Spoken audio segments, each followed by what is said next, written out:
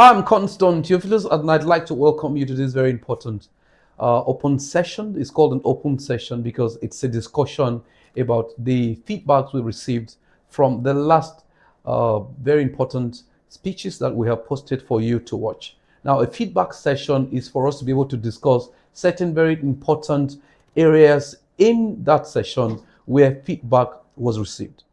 Now, I'd like you to understand here that what we are doing is a remedial program. Remedy is a remedial program. When we call something remedial, it means there are gray areas or some areas where the person that we are trying to be part of their progress may not have figured out or may not have solved as they grow in their career or as they grow in their work. And so leadership is very, very deep.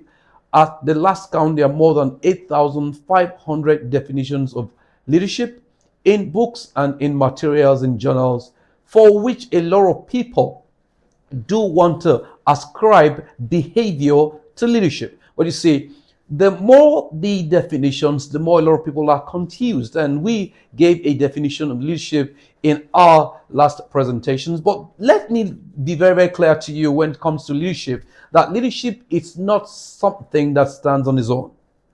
Leadership is not a prefect that stands on his own. Even if he is the prefect of his class, he's also part of the class. And so we want to be able to share these very important feedbacks for you to understand in clearer detail what leadership really is all about. It's an open session, believing therefore that I'm going to speak from my mind to you what leadership really is all about. Remember, what we spoke the last 2 weeks has been the practice of leadership. The practice of leadership. Now, I'd like you to understand that in all things that you may ever do to succeed, writing an exam over leadership, writing a paper over leadership in order for you to prove that you know it may not guarantee your ability to lead. Now, you can know that there are a lot of people who have written one exam or the other when it comes to leadership, well, and they are not able to do well, not because they didn't pass the exam well. It's just because the practice of leadership is not about paper capability. It's not about paper worthiness. You might have a first class in school, but in life you may not be able to have a first class at life.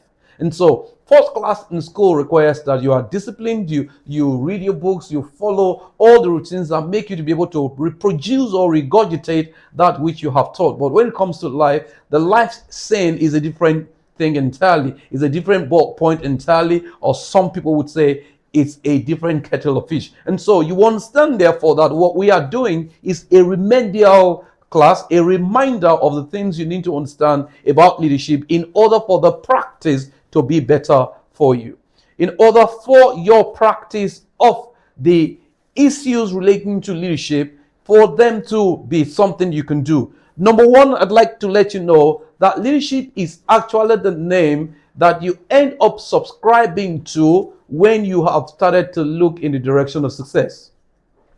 I'd like to say it again. Leadership is what you subscribe to, or being the leader is what you subscribe to, or what you win people to call you when your path has begun to look in the direction of success. But you see, it's not all people who succeed that lead. And it's not all people that you find progress with that are actually leaders. There are a lot of schemers around. There are a lot of people who are actually devils in their pretense to be leaders. And so we believe at the Institute of Leadership, Manpower and Management Development, and the SIPAC, or any other professional institution that we work with, that when it comes to leadership, leadership is an ascription.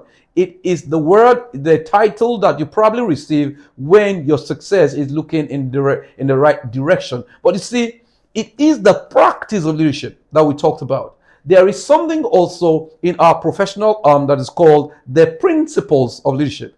But you see, in order for you to practice leadership better, you must understand the principles. Why? Because the principles is the first law. The word principle is gotten from two words broken, joined into two. The word prin and the word prince, and then the word disciple. The word prince actually means first, meaning if you probably are a king and you have a prince, is going to be the person who will take over the reign of leadership, is going to take over the reign of kingship. So it's called principal. The word simple is an old word for student. Means a prince who is a student, meaning you are a principal, a prince who is a student of leadership. So there's principle of leadership. And so your understanding of the practice of leadership sometimes requires us to go back to the principles. And so what does education teach you? When you are in university, you learn the principles in order to engage the practice. Now, when you are engaging the practice, you need to be reminded of the principles. That's why you join a professional body. That's why the professional body is more respected than your university education, because it is at the professional body level that you are reminded of the principles again that you went to school to study in order for the practice to be worthwhile. Now, that said, I want you to understand that the principles that undergird leadership are not easily changeable. The principles that undergird leadership are not easily changeable. And so I say that the man or woman who is already looking in the direction of success, already gaining attention, might want to or may want to ascribe leadership to himself. But you see, that you are succeeding in a path or you are doing so well in a path may not necessarily mean that you are leading. There are a lot of people, there are a lot of sectors that can bring success to you, but you know you're not leading. For example, I'd like to let you know that the sector that you belong to determines the kind of money that comes to you and the kind of fame that comes to you. For example, if you sell private jets, I'd like to let you know, if you can sell one, at the end of that one, you're already a multi-millionaire in dollars. If you sell houses, for example, if you sell real estate or you are a land banker, whatever land you sell, especially in Nigeria today, you are going to sell them in millions. And so your benefits can come in millions. But that you are succeeding with the bank, with your finances in that field, does not probably say you know how to lead. Why? Because we do not know if you are a principle-centered being or you are just a deal cutter.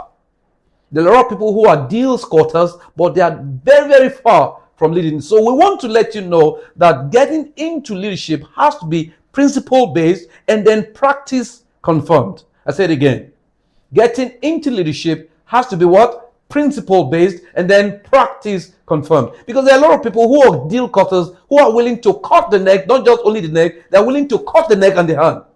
And when you ask them, where is the hand? They say, well, it went with the neck. So, ladies and gentlemen, the practice of leadership is better if you are principle-based by the practice. And so, never you forget that practice is not more important than the principle.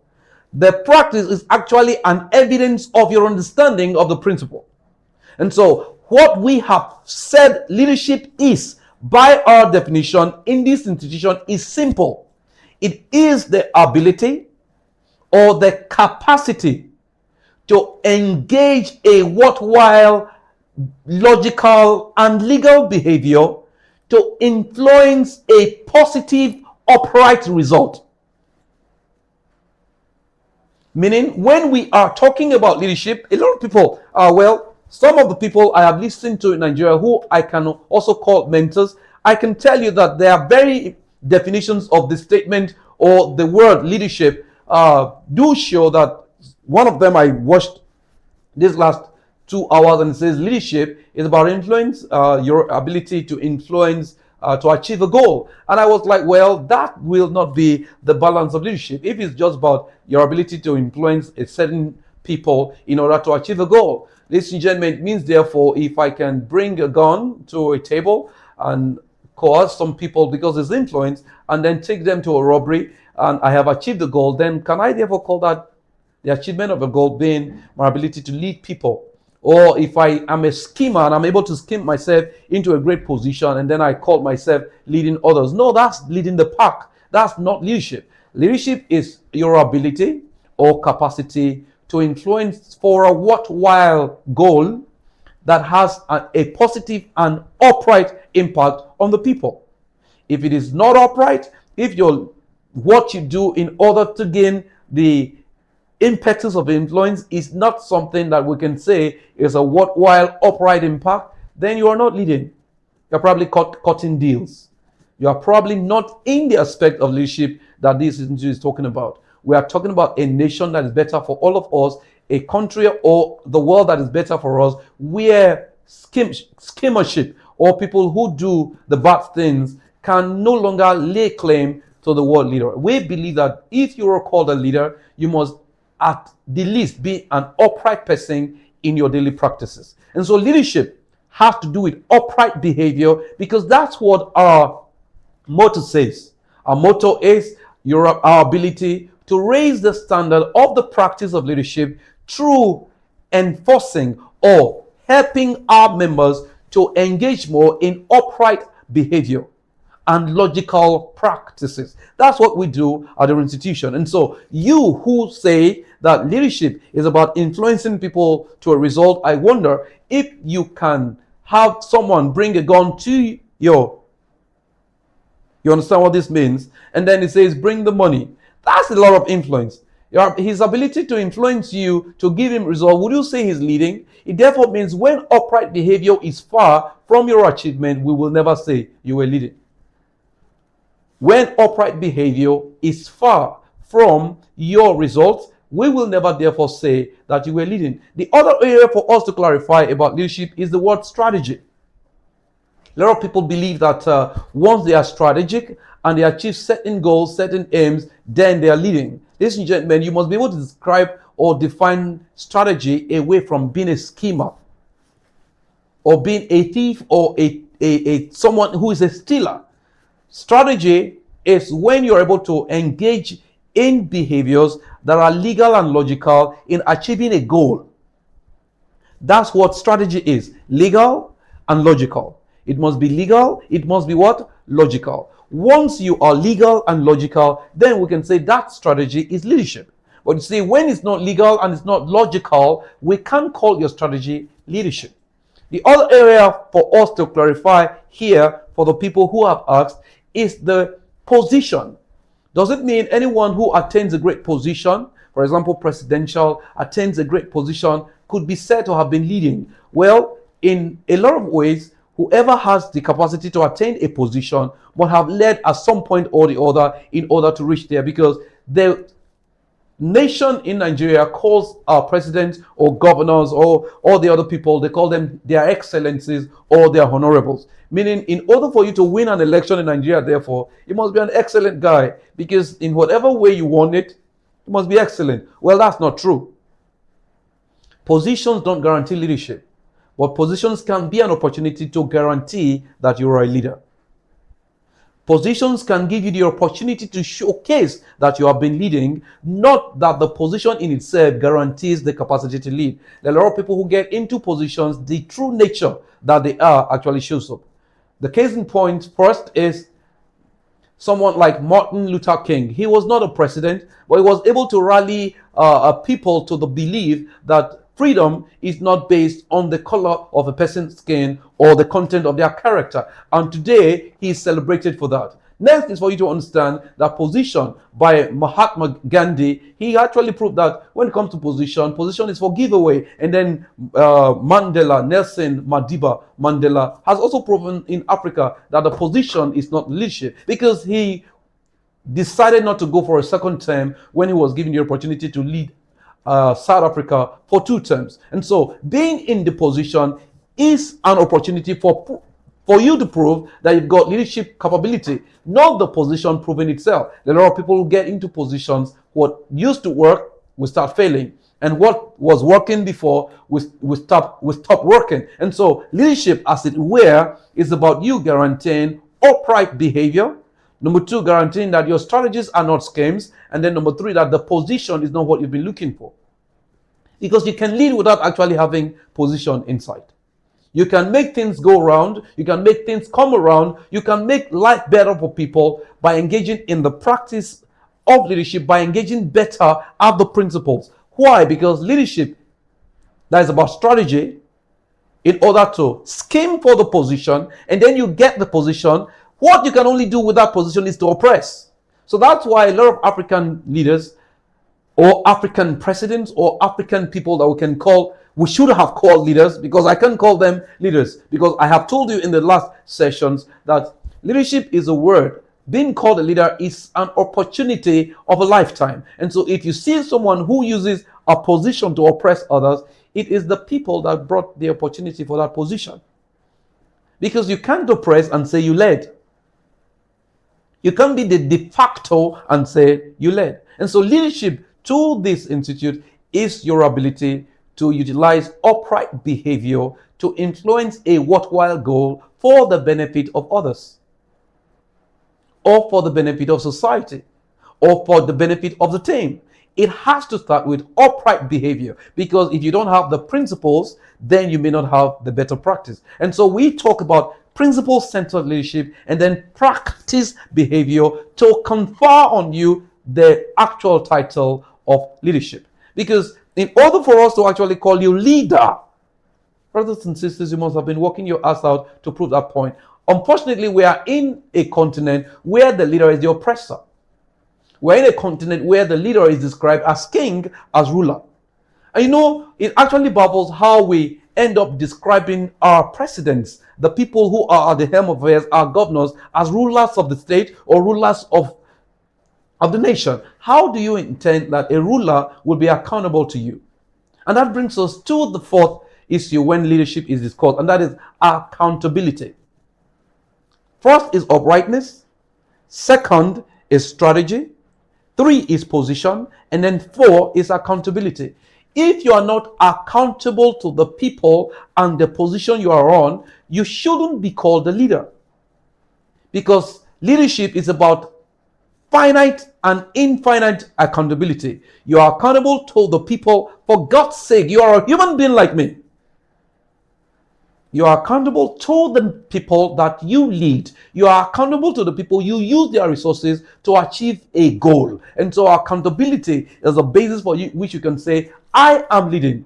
If you don't have finite upright behavior, then you're not leading. You are probably getting the goods in order to aggrandize your personal selfishness in the process of acquiring property or acquiring resources.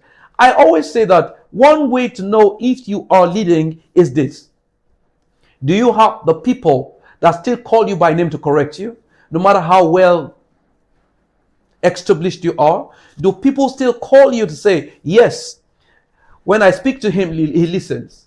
When you become the de facto and everything is at your beck and call, you can put people and remove people the way you like. That's why in presidency, you can only do that for almost 8 years. Because they know that position can be very, very powerful and you can misuse the opportunity that comes with leading others. And so you must understand, therefore, that accountability is the core to being called a leader. If you are not accountable, I want to let you know that you may not qualify to be called a leader. Accountability is finite because you can account to the people. It's infinite because you can account to God. And so, ladies and gentlemen, this is how far we can go today to let you know that leadership is upright behavior that is strengthened by strategy, not scheme, that is strengthened by your utilization of the position to benefit others and finding a way to be accountable while you govern. Thank you for listening. God bless your day.